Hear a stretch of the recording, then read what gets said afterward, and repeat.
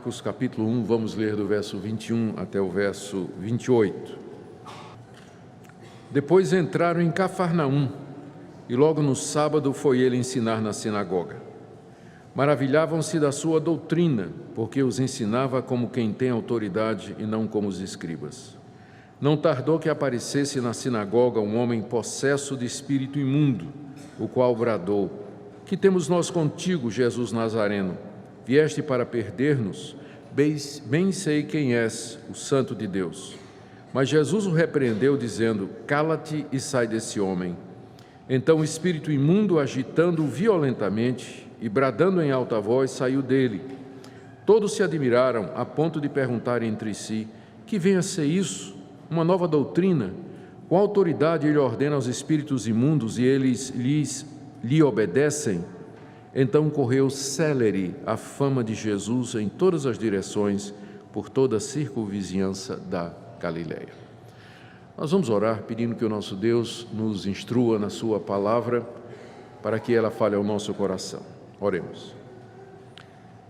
Ó Deus querido, bendizemos o teu nome na manhã desse dia, dia do Senhor, gratos porque podemos nos reunir livremente para cantar os louvores, ler a tua palavra, ouvir a sua explicação, nos congraçar com os irmãos e depois ter a nossa escola dominical. Bendizemos o teu nome, porque tu és grande, tu és poderoso, tu és majestoso.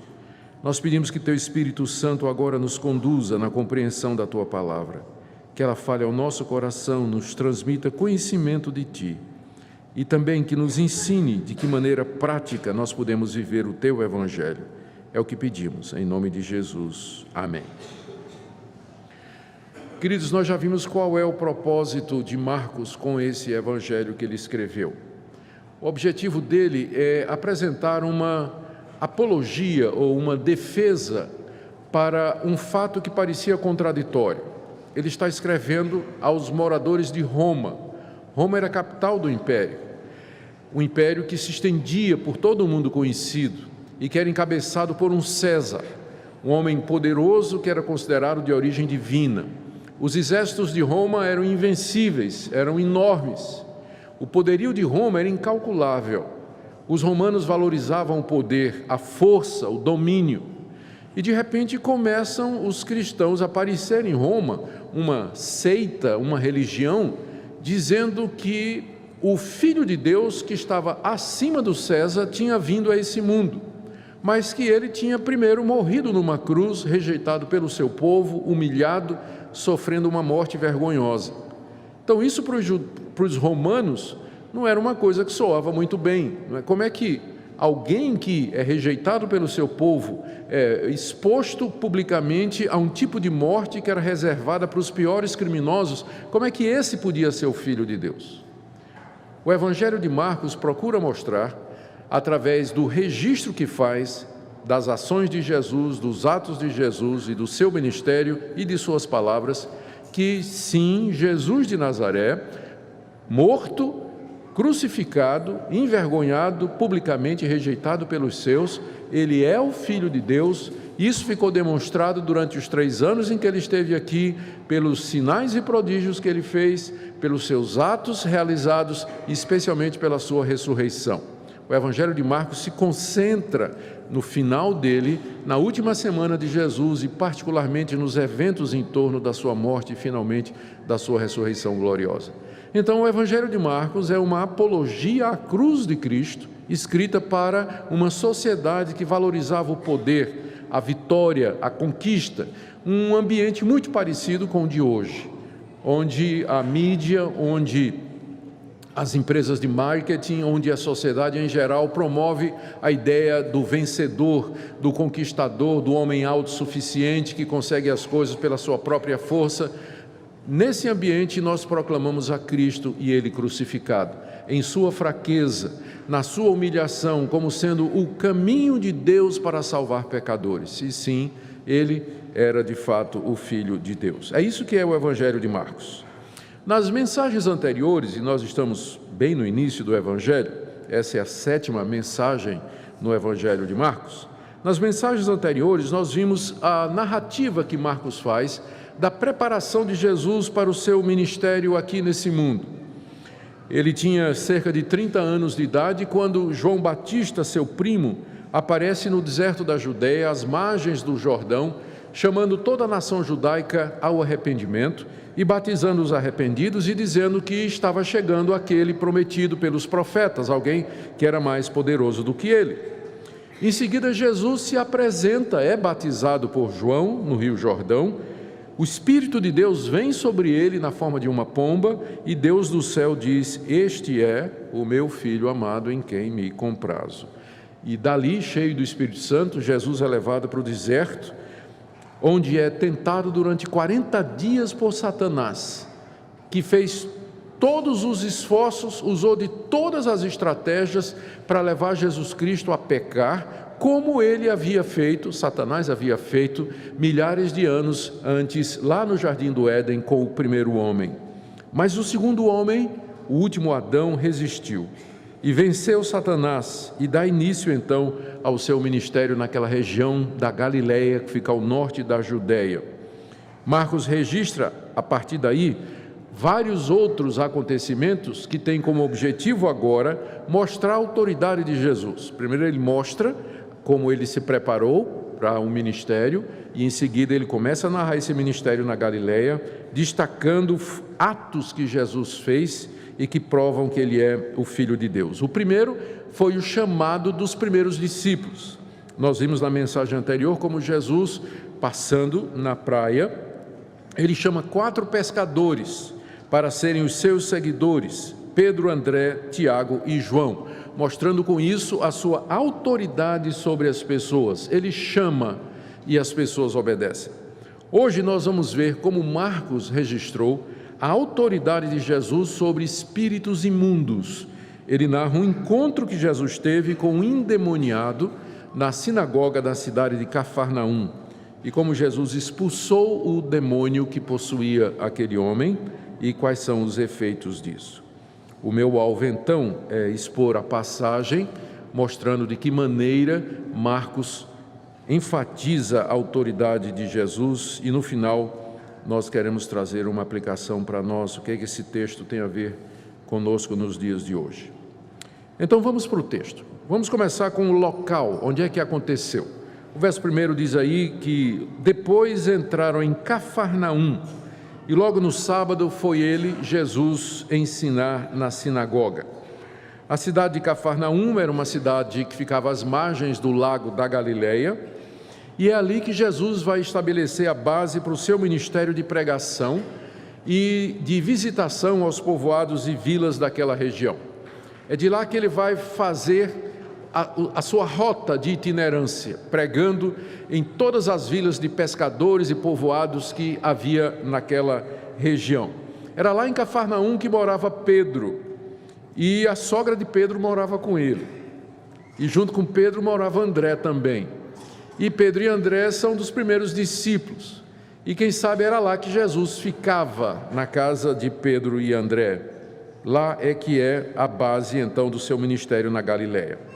Marcos nos diz que ele foi para lá logo depois do chamado dos discípulos. Veja o verso 21, depois, o depois é o depois do que vem antes. O que é que aconteceu antes? O chamado dos discípulos.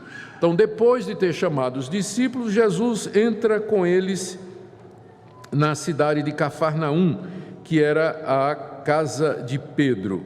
Mas a gente sabe que os relatos bíblicos, eles são às vezes compactados, né, meio que zipados. Então, entre uma passagem e outra pode ter decorrido bastante tempo. É provável que entre o verso 20 e o verso 21 já havia decorrido algum tempo. O fato é que quando Jesus entra em Cafarnaum, ele já era bem conhecido, a sua fama o precedia. Já era do conhecimento de todos a sua pregação. E Jesus não perde tempo, né? Diz aí o verso 1. Imediatamente, logo, no sábado, ele foi ensinar na sinagoga, porque o ministério de Jesus era focado principalmente no ensino. Fazer milagres e expulsar demônios era secundário O alvo dele era ensinar. Por isso, quando o sábado chegou, a primeira coisa que ele fez, ele foi na sinagoga e na sinagoga ele ensinava. Aí nós temos essa pergunta.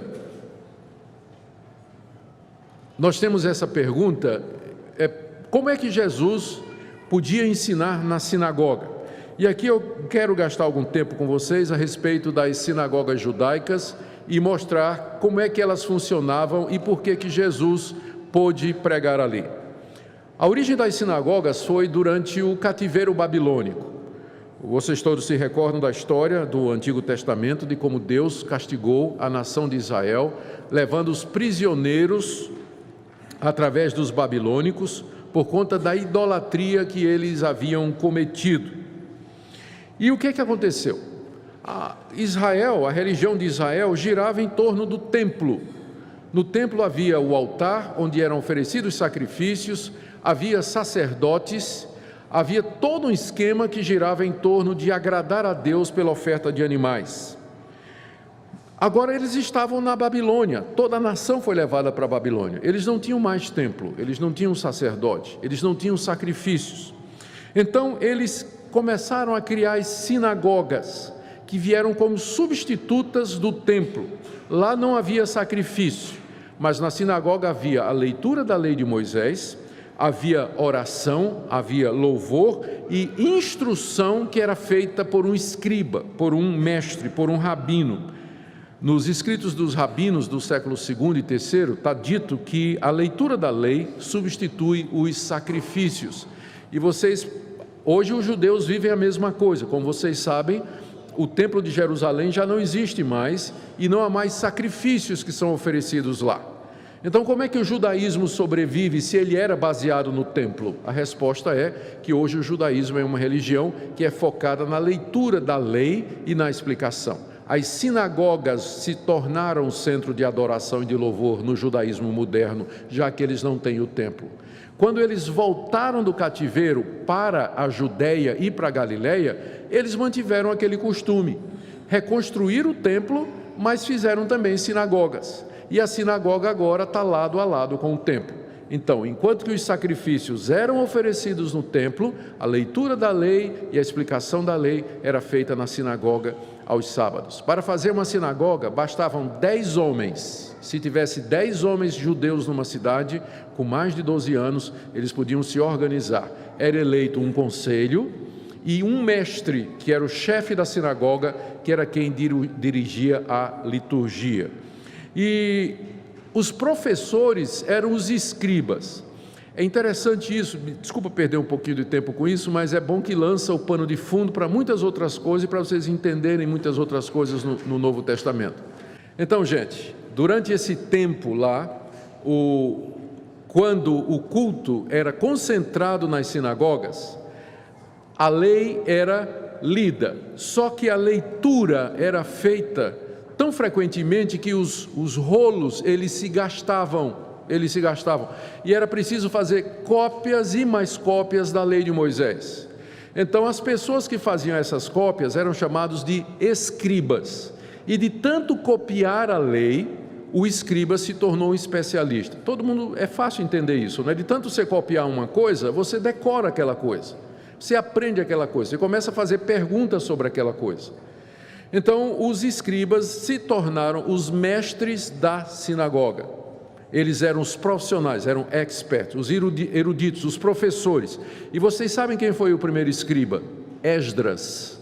Esdras foi o primeiro escriba, está lá no Antigo Testamento. Então toda uma linhagem de profissionais vem através de Esdras. Então nas sinagogas, todo o ensino era feito através dos escribas. Interessante que escavações na cidade moderna de Cafarnaum, a cidade existe até o dia de hoje, mostraram uma sinagoga que data do século IV. E por baixo dela descobriram os fundamentos de uma sinagoga mais antiga ainda, que alguns acham que era exatamente essa sinagoga que Jesus costumava frequentar em Cafarnaum.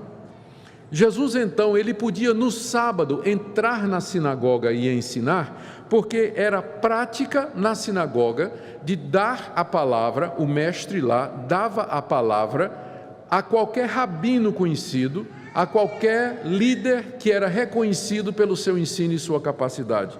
E a essa altura, Jesus já havia se tornado conhecido, Jesus já tinha seguidores. Por isso que quando ele chega na sinagoga de Cafarnaum, ele tem essa oportunidade de ensinar, o mestre lhe concede a palavra, e foi uma coisa que Jesus usava o tempo todo. Onde ele chegava, ele ia na sinagoga ensinar. E mais tarde, quem é que vai usar a mesma coisa? Paulo. No livro de Atos, você vê o apóstolo Paulo chegando nas cidades, indo direto para as sinagogas, porque lá, como rabino, Paulo era convidado para pregar. E ele aproveitava, abria as escrituras e pregava a palavra de Deus. Agora, esses escribas, isso aqui também é importante, como era a pregação deles? Eles, de tanto copiar as escrituras, eram mestres, e quando eles explicavam a Bíblia, o que eles faziam eram aplicações minuciosas da lei. Olha, a lei do sábado se aplica da seguinte maneira: você só pode andar 1 quilômetro no sábado. Tem que descansar no sábado, mas se você andar 1 quilômetro, você está guardando o sábado. Você pode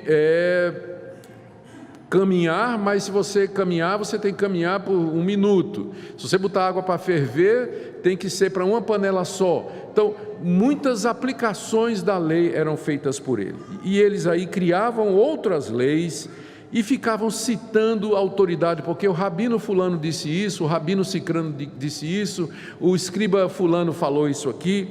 Então, era assim que funcionava. Agora imagina Jesus chegando num lugar onde o ensino era feito dessa maneira, e ele começa a ensinar. Vocês ouviram o que foi dito? Eu, porém, vos digo. Aí, epa, isso aqui é diferente.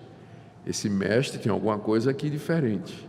E essa foi exatamente a reação que toda a multidão que estava na sinagoga naquele sábado sentiu, como diz o verso 22. Maravilhavam-se da sua doutrina, porque os ensinava como quem tem autoridade e não como os escribas. Todo mundo ficou, mas peraí, esse cara é diferente. Ele fala com autoridade, uma autoridade que é dele.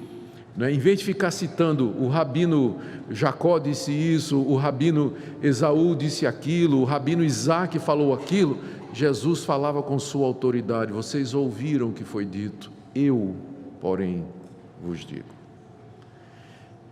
E o efeito foi esse de admiração diante daquela situação. Qual era a doutrina que Jesus ensinava?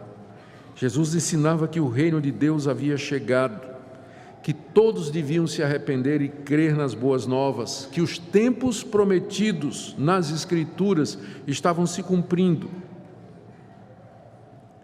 E não só as pessoas notaram a presença de Jesus, mas os demônios também. Nos diz aí os versos 23 e 24, que não tardou que aparecesse na sinagoga um homem possesso de espírito imundo, o qual gritou em alta voz: que temos nós contigo, Jesus Nazareno? Vieste para perder-nos? Bem sei quem és, o Santo de Deus. A gente não sabe se esse homem que estava possuído de um espírito imundo, se ele era um frequentador da sinagoga ou não. O texto não deixa claro. Marcos dá a entender que de repente ele aparece logo que Jesus começa a pregar. Então pode ser alguém da multidão que estava de fora, que entrou. Mas Lucas, que também tem esse trecho, ele diz que estava na sinagoga um homem com espírito imundo. Então a gente não sabe se o homem chegou naquela hora ou se ele era um frequentador da sinagoga. Se ele era um frequentador da sinagoga, isso levanta uma questão interessante. Um endemoniado que frequentava a sinagoga durante anos e nunca se sentiu perturbado com nada. Os escribas liam a lei de Moisés, explicavam a lei de Moisés, pregavam, e o homem estava lá endemoniado. Na hora que Jesus chega e começa a pregar com autoridade, o demônio acorda, desperta dentro do homem. E o demônio olha, e o demônio ouve, e o demônio reage. A reação do demônio, ela está aí no verso 24, são 2 perguntas e uma declaração. Mas nós precisamos antes explicar o que é que significa isso que Marcos disse: no verso 23, que apareceu na sinagoga um homem possesso de espírito imundo. Estar possesso no Novo Testamento significa estar possuído, completamente dominado por uma entidade maligna. É diferente de ser tentado, é diferente de ser oprimido. Na possessão, o espírito imundo se apodera da pessoa, entra na pessoa, domina a sua personalidade, suas ações, suas reações e suas atitudes. E os efeitos da possessão, que é o completo domínio da personalidade humana por espíritos malignos, é a transfiguração da pessoa numa outra pessoa, geralmente um estado de violência e agressividade, apesar de que Satanás entrou em Judas e Judas não teve nenhum desses sintomas. Judas, quando Satanás entrou nele, ele saiu de onde ele estava e ele foi vender Jesus, foi ganhar dinheiro vendendo Jesus. Judas não babou, não caiu no chão, não revirou os olhos, não ficou tremendo, não atacou ninguém, mas ele estava possesso por Satanás. Então os efeitos são diferentes na Bíblia, mas um dos mais comuns é que a pessoa é transfigurada e geralmente ela fica mais violenta. E o propósito do demônio, quando toma uma pessoa, parece ser destruir aquela pessoa psicologicamente, espiritualmente e fisicamente também. Quando o demônio reconhece a presença de Jesus, ele grita. E em gritos ele diz 3 coisas. Ele faz 2 perguntas a Jesus e uma declaração. A primeira pergunta está aí no verso 24. Que temos nós contigo, Jesus Nazareno? Essa é uma expressão que significa simplesmente, o que é que você quer de nós? O que é que você veio fazer aqui? Vá-se embora, nos deixe em paz. Nós não temos nada um com o outro. Eu sei quem é você, Jesus de Nazaré. O demônio havia reconhecido Jesus, provavelmente porque a fama de Jesus já tinha corrido no mundo espiritual, desde que ele havia derrotado Satanás 40 dias lá no deserto. E a derrota do chefe não passou despercebida para os demais demônios. Eles sabiam que o Filho de Deus havia chegado e já havia derrotado o maioral dos demônios. E esse demônio então reconhece ali, para surpresa dele, não é? O demônio é meio que tomado de surpresa ali. De repente, no espaço do demônio, que era a sinagoga, era o local que ele frequentava, quem é que chega? Exatamente aquele que derrotou o chefe. Por isso o demônio grita, não é? Vai embora! O que é que eu tenho com você? O que é que você veio fazer aqui? Essa é a primeira pergunta do demônio. A segunda pergunta dele está no verso 24. Vieste para perder-nos? Essa pergunta do demônio reflete a consciência que os demônios têm de que no dia do juízo final que se aproxima, é Jesus Cristo quem lançará no inferno e na condenação eterna Satanás e seus anjos, os seus seguidores, que são os espíritos imundos. Deus tem determinado o dia em que lançará no inferno eterno, para onde o sofrimento será sem pausa e intermitente. Ali Deus vai lançar os ímpios e também Satanás e seus anjos, porque os espíritos imundos são anjos caídos, não é o espírito de gente que já morreu, mas são anjos caídos, seres sem forma, não é? Que são seres espirituais que entram nas pessoas e tentam as pessoas, e o dia da destruição deles está marcado. Todo mundo está acostumado a ver nos filmes de Hollywood, não é? Quando fala eles tentam explorar a figura do diabo, como se o diabo já estivesse no inferno. Vocês já viram aquelas cenas de alguns filmes, né? Que o diabo, né, de vermelho, aquele chifrão e com um tridente, né, assando gente lá no inferno, como se o diabo fosse o rei do inferno. Já viu aquilo? É mentira, tá? Não acredita nisso não, porque o diabo não está no inferno. Ele não está no inferno, ele ainda vai, e quando ele for, ele não vai para ser o rei do inferno para atormentar os homens, ele vai para sofrer eternamente, juntamente com os demônios. Por enquanto Deus permite que eles andem entre nós, que estejam no nosso mundo, que hajam até determinado ponto, de acordo com os projetos e os planos de Deus, porque, como disse Lutero, o diabo é o diabo de Deus. Ele só vai até onde Deus deixa, e ele vai de acordo com aquilo que Deus determinou, embora que contra a vontade. Então, essa foi a pergunta desse demônio apanhado de surpresa. Chegou a hora, o que é que você veio fazer aqui? Você já veio para perder-nos, quer dizer, para nos lançar na perdição? Eu pensei que eu tinha mais tempo, né? Eu pensei que ia ainda demorar, mas a tua presença aqui significa que o juízo já chegou. Chegou o momento de o Senhor nos lançar no inferno. É isso que o demônio está perguntando. Se o dia escatológico da ira de Deus, o dia do juízo já havia chegado, porque ele identificou Jesus como sendo o Filho de Deus, e é a declaração que ele faz no final: eu bem sei quem tu és, o Santo de Deus. Veja o contraste entre a maneira como Marcos descreve o Espírito, diz que ele era um Espírito imundo, e Jesus, e esse Espírito imundo se refere a Jesus como sendo o Santo de Deus. Esse é o contraste.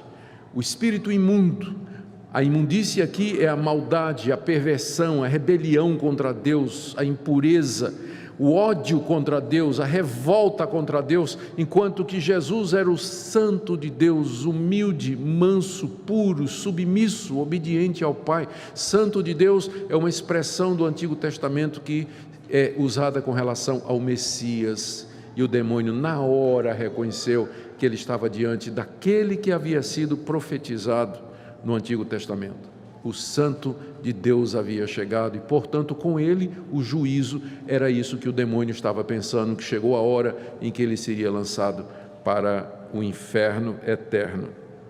Mas não era a hora ainda, e ainda não chegou. Jesus, no verso 25 a 28, ele expulsa o demônio, ele liberta aquele homem. E ele começa com uma repreensão, diz aí, verso 25: mas Jesus o repreendeu, dizendo: cala-te, cala-te, cala a boca. Foi a resposta que Jesus deu ao demônio. Essa repreensão de Jesus, para que o demônio calasse a boca, ela tem algumas razões. Talvez, ao citar o nome de Jesus, o demônio queria ganhar alguma autoridade sobre ele. Eu sei teu nome, tu és Jesus de Nazaré. No mundo antigo se pensava que conhecer o nome de uma entidade daria poder à pessoa. Isso é baseado na mitologia grega. Hoje em dia, muitos pastores e exorcistas, eles parecem acreditar nisso porque eles ficam muito interessados em saber o nome dos demônios, né? Qual é o nome? Como é que você se chama? Declara teu nome. A ideia é que se você sabe o nome da entidade, você tem poder sobre ela. E aqui o demônio, ao dizer tu és Jesus de Nazaré, parece que quer fazer o jogo contrário, né? Exercer alguma autoridade sobre Jesus. Não funcionou, né? Outra razão para Jesus mandá-lo calar-se é que Jesus, e a mais provável, é que Jesus não precisava e não queria que o demônio desse propaganda ou fizesse propaganda de quem ele era. Jesus não precisa da propagação dos demônios, da declaração dos demônios. As pessoas teriam que reconhecer quem era Jesus, o Santo de Deus, o Filho de Deus, por elas mesmas e não através do testemunho de demônios. Já pensou alguém poder um dia dizer assim: eu me converti porque eu vi um demônio dizer que Jesus era o Filho de Deus, não é? Então o demônio foi instrumento na salvação daquela pessoa. Cala-te, Jesus disse, cala a boca. Diante dele o demônio não tinha autoridade nenhuma. E Jesus não queria dar espaço, não é, para demônio nenhum. Se Jesus hoje fosse pastor, pode ter certeza que ele continuaria a não dar um microfone para demônio falar. Pode ter certeza. Ele não daria microfone para gente endemoniada falar. A resposta de Jesus sempre seria: cala-te, cala-te. Não queremos testemunho, não quero ouvir, não quero saber, tua palavra não interessa, você está diante da minha autoridade, você não tem o direito nem de falar. E então em seguida diz o texto que Jesus ordena: sai desse homem. O que Jesus faz aqui é bem diferente do exorcismo que era feito naquela época. Naquela época tinha exorcistas, só que o exorcismo era um cerimonial longo se utilizava fórmulas mágicas, tinha todo um processo e era feito por gente profissional. Então, entre os judeus havia exorcistas ambulantes, que eram chamados quando os judeus achavam que uma pessoa estava possuída de um espírito imundo. Então, os exorcistas chegavam na casa, pegavam a mecha de cabelo da pessoa, uma peça de roupa, faziam umas quimbandas lá, uns rituais mágicos secretos, e jogavam em cima, chegavam em cima da pessoa, colocavam pasta, óleo preparado, e tinha todo um ritual para a expulsão de demônios lá. Agora, Jesus faz uma coisa diferente que ninguém estava acostumado com isso. Simplesmente ele se vira para o demônio e diz: sai desse homem. Aqui não tem magia, aqui não tem ritual, aqui não tem nenhum processo, não tem fórmula mágica, não tem uso de objeto, não tem copo d'água, não tem sal grosso, não tem nada. É a palavra: sai desse homem. E o resultado é que o demônio, contra a sua vontade, ele sai, não sem antes tentar destruir o homem. Diz o texto aqui, no verso 25, que o espírito imundo agitou o homem violentamente. Lucas diz que o homem chegou a cair no chão. Então ele ainda tenta, não é, antes de sair, fazer algum mal naquele homem, mas ele não consegue. E aí, gritando em alta voz, o espírito sai do homem, liberta aquele homem e vai procurar outro lugar, procurar outra pessoa onde vai entrar também. O resultado do que aconteceu está no verso 27 e 28. Todos se admiraram a ponto de perguntar entre si: o que é isso? Uma nova doutrina? Com autoridade ele ordena aos espíritos imundos e eles lhe obedecem. Isso porque muitos daqueles rituais que eram feitos lá não davam em nada, não é? Tem uma história de um desses rituais no livro de Atos, que aconteceu na cidade de Éfeso, quando 7 exorcistas profissionais, que eram filhos do sumo sacerdote Seva, eles tentaram expelir o demônio de uma pessoa, dizendo assim: sai em nome de Jesus a quem Paulo prega. E o demônio disse: eu conheço Paulo e sei quem é Jesus, mas vocês quem são? E o demônio pula em cima dos 7 homens e bate nos homens, rasga a roupa deles, e eles fogem tudo pelado para poder salvar a vida, não é? Então, esses exorcismos às vezes não dava certo nem nada. Quando Jesus, com a palavra, liberta aquele homem, o espanto cai sobre a sinagoga. Eles já haviam se admirado da pregação de Jesus, e agora a pregação é acompanhada de uma demonstração extraordinária de poder. Quando aquele demônio sai daquela pessoa, ele ordena aos espíritos imundos e eles lhe obedecem. Verso 28. Então correu célere a fama de Jesus em todas as direções, por toda a circunvizinhança da Galileia. Não era o que Jesus queria, mas a fama dele correu. E boca a boca, não tinha Twitter, não tinha WhatsApp, não tinha Facebook, não tinha Instagram, não tinha Snapchat, não tinha nada, e-mail, mas tinha o boca a boca, que é a maneira mais eficaz da fofoca, continua sendo, né? Continua sendo, o boca a boca. E aí a fama: rapaz, você ouviu falar o que aconteceu lá no culto na sinagoga de Cafarnaum? Apareceu lá um tal de Jesus daqui, de Nazaré. Nazaré não era muito longe de Cafarnaum, não. Ele era lá de Nazaré, ele veio para cá, ele estava ensinando coisas novas, coisas diferentes, com autoridade. E lembra de fulano que frequentava lá a sinagoga tantos anos? Lembra de fulano? Ele era um endemoniado, estava lá a vida toda. Na hora que Jesus começou a falar, o homem se manifesta lá, começa a gritar e dizer coisas, e Jesus só com a palavra expulsa aquele demônio. Nós nunca vimos isso. Quem é esse homem? E aí então a fama de Jesus começa a correr por toda aquela região. O que é que nós podemos aprender desse texto, queridos? São muitas lições, mas eu vou tirar apenas uma ou duas para nós. A primeira delas: os demônios existem e a possessão demoníaca é uma realidade.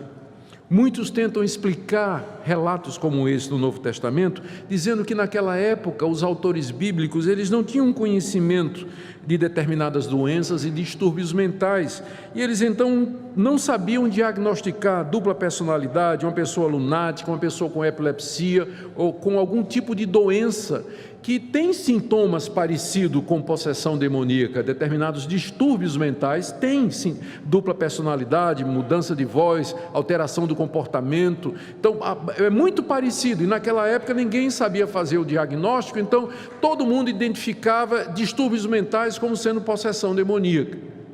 Então você vai encontrar gente dando essa explicação. Mas a verdade é que os autores bíblicos sabiam fazer a diferença entre o que era doença e o que não era uma doença. Há casos de Jesus curando pessoas que estavam doentes, claramente doentes, e há casos claros de Jesus curando pessoas que estavam possuídas por um espírito maligno. Essa distinção é muito clara aqui. Segunda coisa, outros dizem que esses relatos aqui são o que a gente chama de mito ou de lenda. Tipo assim, naquela época as pessoas não sabiam explicar por que os homens são tão maus. Daí criaram a ideia de uma entidade maligna que era a personificação do mal e chamaram essa entidade imaginária de Satanás. Então Satanás, segundo essas pessoas, não existe. O que existe é que as pessoas, na tentativa de explicar por que as pessoas são tão más e fazem tanta violência, elas então criaram a ideia de que o mal é uma pessoa e que tem uma maldade acima dos homens. Mas isso vai contra, primeiro, o fato de que, corriqueiro, né? Nós sabemos que as pessoas elas são capazes de fazer o mal por elas mesmas, elas não precisam de nenhum estímulo externo para fazer isso. Então, essa explicação de Satanás, como sendo a explicação para a maldade humana, ela não bate com a experiência. E segundo, sendo a Bíblia nossa fonte de conhecimento, está muito claro que o homem é mau e existem também espíritos maus, existem demônios que nos cercam, estão ao nosso redor. Negar isso é negar o ensino de Jesus e dos apóstolos. A possessão demoníaca, então, ela é uma realidade. É interessante que nós não sabemos as causas. Por que esse homem estava possesso? Por que ele e não outro? Mas adiante Jesus vai encontrar uma criança possuída por um demônio. Por que aquela criança estava possuída por um demônio e não outra? Por que uns são possuídos e outros não são? A Bíblia não dá resposta para isso. Não há uma resposta clara na Bíblia. Por que é que o demônio entra numa pessoa e não entra noutra? A única forma de estarmos salvos, de estarmos seguros, é estarmos em Cristo Jesus. Segunda coisa que eu queria dizer, terminando, como coisa que podemos aprender do texto, é que a expulsão de demônios, toda ela que aparece no Novo Testamento, tem como alvo isso aqui: mostrar a autoridade de Jesus e confirmar que Ele é o Filho de Deus, o Santo de Israel. Jesus havia chegado, Filho de Deus havia se manifestado, e Ele então havia começado a destruir o reino de Satanás. Ele começa agora a avançar contra o reino das trevas, libertando as pessoas que estavam possuídas e presas pelo poder do diabo. E é Ele que vai destruí-los eternamente no inferno, e por isso que Jesus não os deixa falar. É claro, isso não significa que tudo que a gente ouve hoje, ou vê hoje, que passa por possessão demoníaca, é possessão demoníaca. Precisamos ter muita sabedoria. Uma vez eu fui chamado para atender um caso de possessão demoníaca. Eu era pastor numa outra cidade. E o rapaz estava trancado em casa, havia quebrado tudo no quarto, fazia isso com frequência, se tornava extremamente violento, agressivo. O que punha na frente dele, ele quebrava. Finalmente a família trancou ele num quarto, ele já estava lá 2 dias. E me chamaram. E era uma família de uma igreja pentecostal. E aí me chamaram. Eu disse: vocês sabem que eu sou pastor presbiteriano. Não, nós conhecemos o senhor, queremos que o senhor vá. Chamei um presbítero e nós fomos. Eu disse: pode abrir o quarto. Pastor, ele é brabo, pode abrir. E nós entramos, eu e o presbítero. E de fato estava lá o moço, estava na casa dos 18 anos de idade. O quarto era uma bagunça indizível. Tudo quebrado, até as ombreiras das janelas ele havia arrancado. E lá, quando viu a gente, começou a bufar e aí eu mandei sair em nome de Jesus. Não aconteceu nada. Aí, presbítero, lê a Bíblia. O presbítero abriu, sangue de Jesus nos purifica de todo o pecado, e o bicho rosnando lá. Não aconteceu nada. Eu disse, presbítero, ou a gente não tem poder nenhum, ou não é possessão, não. Aí nós saímos de fininho, fechamos a porta, e eu disse para a família, vocês, ele fica bom. Aí a família disse, depois de um tempo ele dá uma parada. Disse, então quando ele parar, leva ele lá no meu gabinete. Eu vou conversar com ele. Aí 2 dias depois chega o rapaz lá no meu escritório. E durante 1 mês eu conversei com esse rapaz. E finalmente nós chegamos à conclusão. Abusado pelo pai na infância. Abusado sexualmente. Cedo. Levado para essa igreja, onde ele lá via as pessoas sendo levadas à frente, espumando, caindo no chão, babando, se contorcendo. Ele absorveu aquela forma como sendo a forma pela qual ele expressava toda a raiva, amargura e ódio que ele tinha no coração.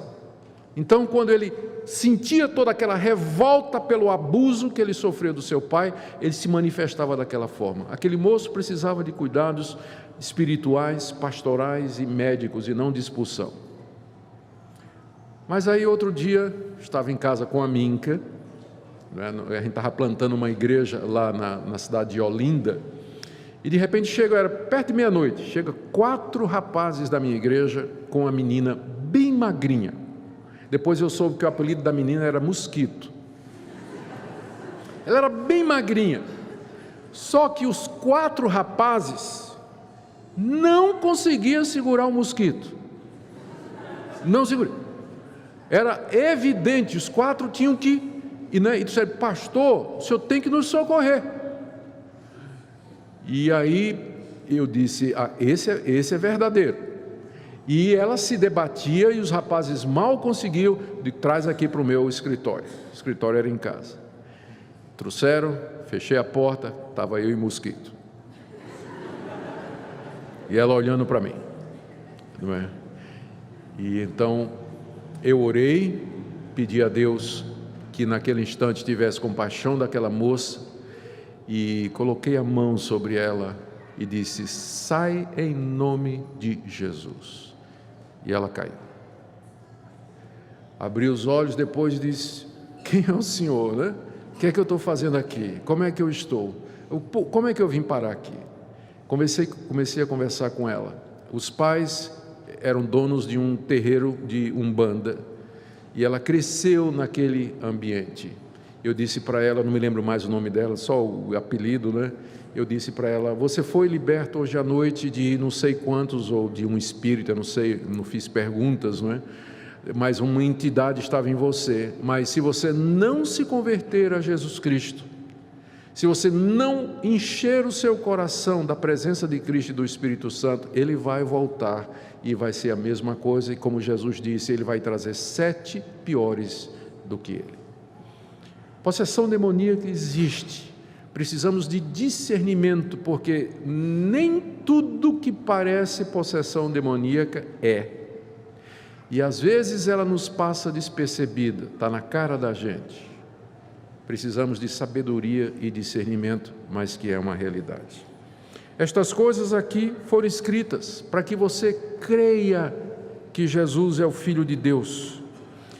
Se você se sente oprimido, assediado, tentado por poderes malignos, não procure, não recorra a nada mais. Tem gente que quando se sente oprimida começa a ver vulto, ouvir voz, ver objetos se mexendo, barulho de noite em casa, vai procurar ajuda no candomblé, no espiritismo, na umbanda. Não. O único que tem autoridade sobre os poderes malignos é o Senhor Jesus Cristo. É por isso que o Evangelho de Marcos e os outros evangelhos e todo o Novo Testamento foi escrito, porque ele é o Santo de Deus. Diante dele os demônios perguntam, vieste para perder-nos? Reconhecem a autoridade de Jesus, então não recorra a nada a não ser ao Senhor Jesus Cristo, e nós estamos aqui para ajudar. Se você se sente assim de alguma forma, nós estamos aqui para ajudar em nome de Jesus. A única defesa eficaz que nós temos contra esses poderes não é colocar proteção na janela, água benta, água ungida, sal grosso no umbral da porta. Não tem defesa. Deixa a Bíblia aberta no Salmo 95. Não tem nenhuma defesa contra esses poderes malignos, a não ser esse: arrependa-se e creia. Largue os seus pecados, torne-se um crente em Jesus Cristo. Se o Espírito Santo encher seu coração, você não vai ser cheio de outra coisa. É a única solução, a única esperança e a única defesa que nós temos contra os poderes maus que existem nesse mundo. Que Deus nos ajude e nos conceda graça para que, firmados e revestidos do Senhor Jesus e na força do seu poder e revestidos com a armadura de Deus, nós possamos viver nesse mundo, livres das investidas desses espíritos malignos. Que assim seja, para a glória do Senhor Jesus e a alegria do seu povo. Amém. Oremos. Ó Senhor, não nos deixes cair em tentação, mas livra-nos do mal. O Senhor nos ensinou a pedir por esse livramento. Eu quero orar, Senhor, por aqueles que estão sendo assediados, opressos, tentados por espíritos malignos e que têm se sentido, Senhor, atacados, às vezes sem perceber. Nós oramos ao Senhor que a gloriosa vitória do Senhor Jesus se torne uma realidade na vida do teu povo. Que não haja ninguém aqui debaixo da influência de um espírito mau. Dá-nos graça, Senhor, para com coragem enfrentar os poderes das trevas e libertar as pessoas em nome de Jesus. Nós oramos pelo teu povo em todo lugar, que também não se deixe levar pela superstição, pelo sincretismo, pelas práticas mágicas de religiões pagãs, mas que fiquem com a tua palavra pura, clara e verdadeira. Obrigado por esta manhã. Esteja com teu povo sempre. Amém.